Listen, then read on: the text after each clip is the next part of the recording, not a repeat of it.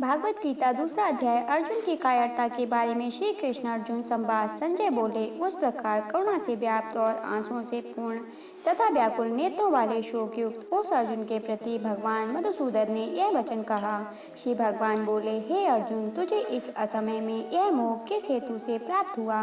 क्योंकि न तो यह श्रेष्ठ पुरुषों द्वारा आचरित है, न स्वर्ग को देने वाला और न कीर्ति को करने वाला ही है। इसलिए हे अर्जुन, नपुंसकता को मत प्राप्त हो, तुझमें यह उचित नहीं जान पड़ता है। परंतप हृदय की तुच्छ दुर्बलता को त्याग कर युद्ध के लिए खड़ा हो जा। अर्जुन बोले, हे मधुसूदन, मैं रणभूमि में किस प्रकार बाणों से भीष्म पितामह और द्रोणाचार्य के विरुद्ध लड़ूंगा? क्योंकि हे मधुसूदन, वे दोनों ही पूजनीय हैं।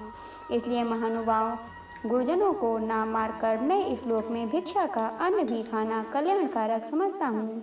क्योंकि गुरुजनों को मारकर भी इस लोक में रुधिर से सने हुए अर्थ और कामरूप भोगों को भी तो भोगूंगा। हम यह भी नहीं जानते कि हमारे लिए युद्ध करना और न करना इन दोनों में से कौन सा श्रेष्ठ है, अथवा यह भी नहीं जानते कि उन्हें हम जीतेंगे या वो हमको जीतेंगे। और जिनको मारकर हम जीना भी नहीं चाहते, वे ही हमारे आत्मीय धृतराष्ट्र के पुत्र हमारे मुकाबले में खड़े हैं। इसलिए कायरता रूप दोष से उपहत हुए स्वभाला तथा धर्म के विषय में मोहित चित्त हुआ मैं आपसे पूछता हूँ कि जो साधन निश्चित कल्याणकारक हो वह मेरे लिए कहिए। क्योंकि मैं आपका शिष्य हूँ, इसलिए आपके शरण आए हुए मुझको शिक्षा दीजिए। क्योंकि भूमि में निष्कंटक धन धान्य संपन्न राज्य को और देवताओं के समीपने को प्राप्त होकर भी मैं उस उपाय को नहीं देखता हूँ जो मेरी इंद्रियों के सुखाने वाले शोक को दूर कर सके। संजय बोले, हे राजन, निद्रा को जीतने वाले अर्जुन अंतर्यामी श्री कृष्ण महाराज के प्रति इस प्रकार कहकर फिर श्री गोविंद भगवान से युद्ध नहीं करूँगा यह स्पष्ट कहकर चुप हो गए। हे भरतवंशी धृतराष्ट्र, अंतर्यामी श्री कृष्ण महाराज दोनों सेनाओं के बीच में शोक करते हुए उस अर्जुन को हंसते हुए से यह वचन बोले। श्री भगवान बोले, हे अर्जुन, तू ना शोक करने योग्य मनुष्यों के लिए शोक करता है और पंडितों के से वचनों को कहता है, परंतु जिनके प्राण चले गए हैं उनके लिए और जिनके प्राण नहीं गए हैं उनके लिए भी पंडित जन शोक नहीं करते। ना तो ऐसा ही है कि मैं किसी काल में नहीं था, तू नहीं था, अथवा ये राजा लोग नहीं थे, और ना ऐसा ही है कि इससे आगे हम सब नहीं रहेंगे। जैसे जीवात्मा इस देह में बालकपन, जवानी और वृद्धावस्था होती है, वैसे ही अन्य शरीर की प्राप्ति होती है। उस विषय में धीर पुरुष मोहित नहीं होता।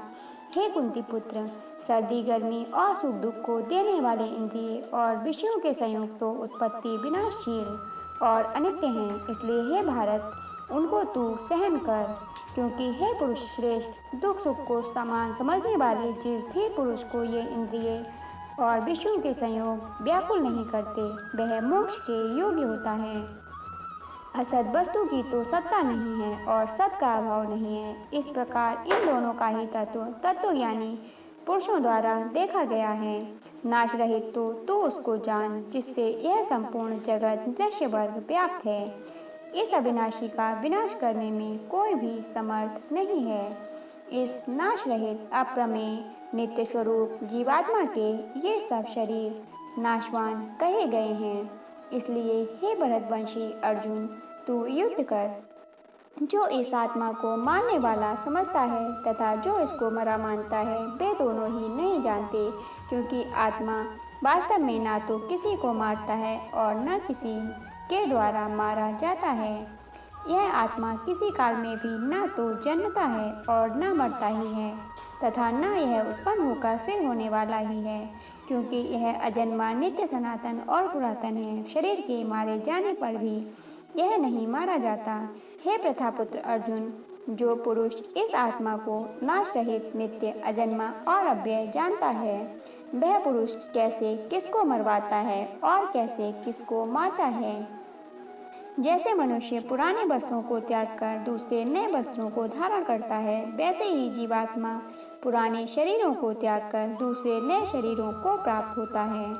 इस आत्मा को शास्त्र नहीं काट सकते, इसको आग नहीं जला सकती, इसको जल नहीं गला सकता और वायु नहीं सुखा सकता। क्योंकि यह आत्मा अछेद्य है। यह आत्मा अधाय, अक्लेद्य और निसंदेह अशोच्य है तथा यह आत्मा नित्य सर्वव्यापी अचल स्थिर रहने वाला और सनातन है। यह आत्मा अव्यक्त है, यह आत्मा अचिंत्य है और यह आत्मा विकार रहित कहा जाता है। इससे हे अर्जुन, इस आत्मा को उपर्युक्त प्रकार से जानकर तू शोक करने के योग्य नहीं है, अर्थात तुझे शोक करना उचित नहीं है। किंतु यदि तू इस आत्मा को सदा जन्मने वाला तथा सदा मरने वाला मानते हो तो भी हे महाबाहु, तू इस प्रकार शोक करने योग्य नहीं है, क्योंकि इस मान्यता के अनुसार जन्मे हुए की मृत्यु निश्चित है और मरे हुए का जन्म निश्चित है। इससे भी इस बिना उपाय वाले विषय में तू शोक करने योग्य नहीं है। हे अर्जुन, संपूर्ण प्राणी जन्म से पहले अप्रकट थे और मरने के बाद भी अप्रकट हो जाने वाले हैं, केवल बीच में ही प्रकट हैं। फिर ऐसी स्थिति में क्या शोक करना है? कोई एक महापुरुष ही इस आत्मा को आश्चर्य की भांति देखता है और वैसे ही दूसरा महापुरुष ही इसके तत्व का आश्चर्य की भांति वर्णन करता है तथा दूसरा कोई अधिकारी पुरुष ही इसे आश्चर्य की भांति सुनता है और कोई तो सुनकर भी इसको नहीं जानता। हे अर्जुन, यह आत्मा सबके शरीर में सदा ही अवध है, जिसका वध नहीं किया जा सके है। इस कारण संपूर्ण प्राणियों के लिए तू शोक करने योग्य नहीं है तथा अपने धर्म को देखकर भी तू भय करने योग्य नहीं है, अर्थात तुझे भय नहीं करना चाहिए, क्योंकि क्षत्रिय के लिए धर्मयुक्त युद्ध से बढ़कर दूसरा कोई कल्याणकारी कर्तव्य नहीं है। हे पार्थ, अपने आप प्राप्त हुए और खुले हुए स्वर्ग के द्वार रूप इस प्रकार के युद्ध को भाग्यवान क्षत्रिय लोग ही पाते हैं, किंतु यदि तू इस धर्मयुक्त युद्ध को नहीं करेगा तो स्वधर्म और कीर्ति को खोकर पाप को प्राप्त होगा तथा सब लोग तेरी बहुत काल तक रहने वाली अपकीर्ति का भी कथन करेंगे और माननीय पुरुष के लिए अपकीर्ति मरण से भी बढ़कर है और जिनकी दृष्टि में तू पहले बहुत सम्मानित होकर अब लघुता को प्राप्त होगा, वे महारथी लोग इससे तुझे इस भय के कारण युद्ध से हटा हुआ मानेंगे। तेरे बैरी लोग तेरे सामर्थ्य की निंदा करते हुए तुझे बहुत से न कहने योग्य वचन भी कहेंगे। उससे अधिक दुख और क्या होगा। दोस्तों, इससे आगे की कथा को सुनने के लिए चैनल को सब्सक्राइब करके बेल आइकन को प्रेस कर लीजिएगा। धन्यवाद दोस्तों।